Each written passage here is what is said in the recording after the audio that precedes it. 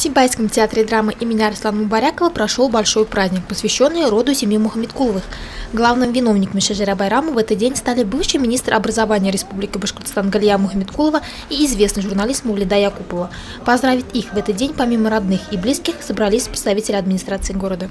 В Сибае праздники Шажиры родословных проводятся регулярно. Проделана огромная и очень ценная для будущего работа.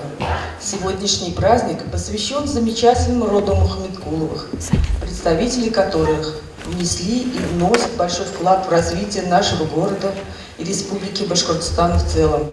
Я думаю, что позитив мы сохраним, позитив должен быть. И вот этот праздник родословный, это здорово, когда мы узнаем друг друга, поддерживаем друг друга и в дальнейшем позитивно жить. Спасибо всем, вас поздравляем, желаем удачи, успехов, здоровья. Изучение Шажиры вносит неоценимый вклад в возрождение национальных традиций, обычаев башкирского народа, сохранение истории родного края. Честь провести Шажиры роду Мухаммедкуловых выпала коллективу детского сада «Сказка».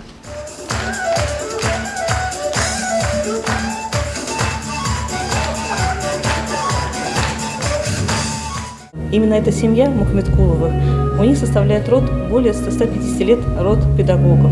Они все писатели, они все журналисты. И хотелось завершить наш год литературы, республики таким замечательным праздником, городским праздником рода Мухаммедкуловых.